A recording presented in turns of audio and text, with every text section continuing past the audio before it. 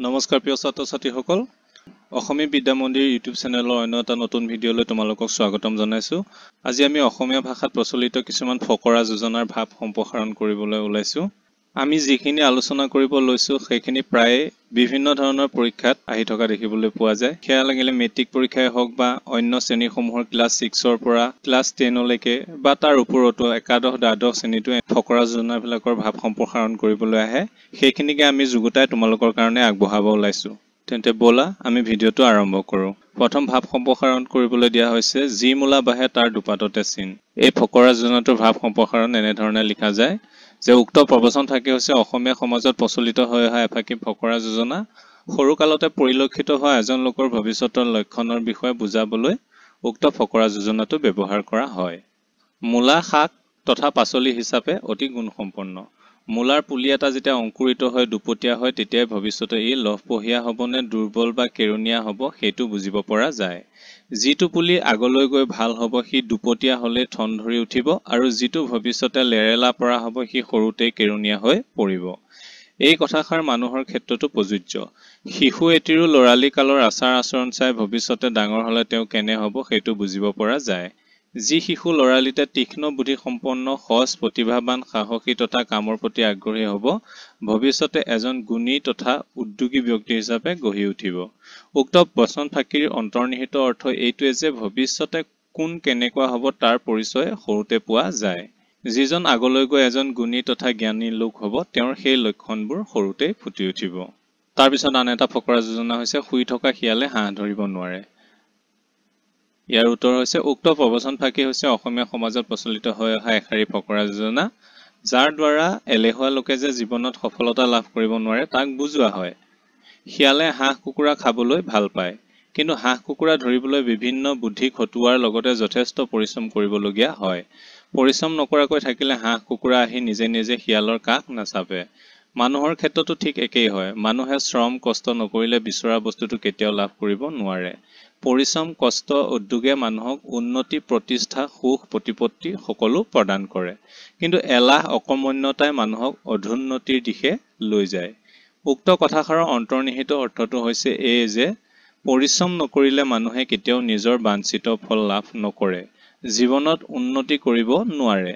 জীৱনত সফল হ'বলৈ এলাহ ত্যাগ কৰি পৰিশ্ৰম কৰিবই লাগিব। শ্ৰমেই হৈছে উন্নতিৰ মূল মন্ত্ৰ। প্ৰিয় ছাত্ৰ ছাত্ৰীসকল এই ফকৰা যোজনাবোৰ আমি কেইবাটাও ভিডিঅ'ৰ খণ্ডত ভাগ কৰি পেলাই বনাইছো কিয়নো ভিডিঅ'টো দীঘল হৈ গ'লে অলপ অসুবিধাৰ সৃষ্টি হয়। তাৰ কাৰণে তোমালোকে কোনো চিন্তা কৰিব নালাগে। আমি প্লেলিষ্ট বনাই থৈছো। সেই প্লেলিষ্টত গোটেইকেইটা ভিডিঅ' পাই যাবা। তাত যিমান পৰীক্ষাত আহি থাকে সকলো ভাৱ সম্প্ৰসাৰণ বা ফকৰা যোজনা আমি সন্নিৱিষ্ট কৰিছো। সেইখিনিৰ বাহিৰে আৰু বেলেগ পৰীক্ষাত নাহে। এতিয়া আমি পিছৰ ভাৱ সম্প্ৰসাৰণটো লৈ আগবাঢ়ো যে অভ্যাসৰ নৰ কৰ্ণপথে কৰে হৰ। উক্ত প্ৰবচন ফাঁকি হৈছে অসমীয়া সমাজত প্ৰচলিত হৈ অহা এষাৰি ফকৰা যোজনা। অভ্যাসেই হ'ল কৃতকাৰ্যতাৰ মূল চাবিকাঠি। প্ৰচুৰ অনুশীলন আৰু অধ্যাৱসায়ৰ জৰিয়তে অসাধ্য যেন লগা কাম একোটাকো সাধন কৰিব পাৰি। যিমান টান কামেই নহওক নিয়মিত অনুশীলনৰ সহায়ত তাক সহজ কৰি পেলাব পাৰি।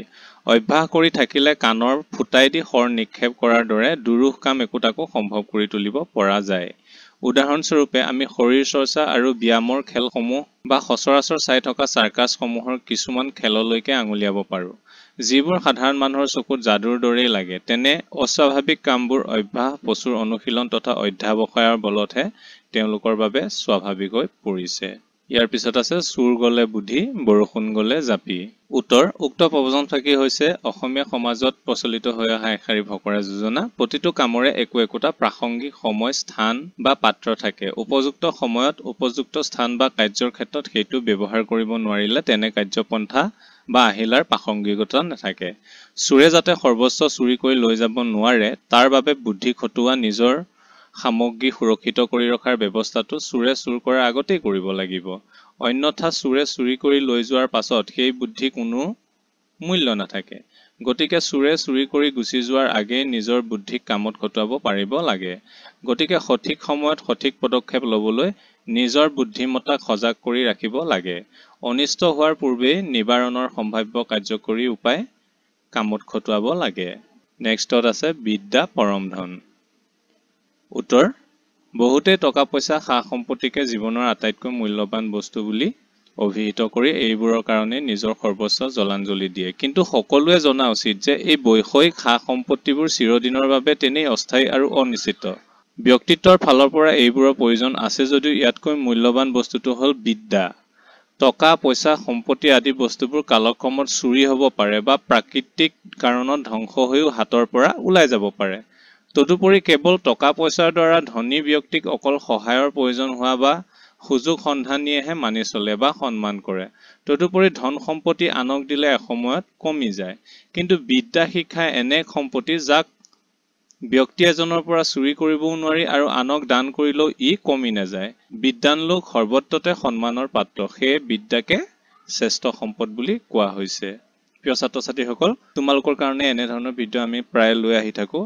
আমাৰ ইউটিউব চেনেলটো ছাবস্ক্ৰাইব কৰি তোমালোকৰ আৰু উন্নতি যাতে সাধিব পাৰোঁ তাত সহায় কৰিবলৈ অনুৰোধ জনালোঁ। ধন্যবাদ।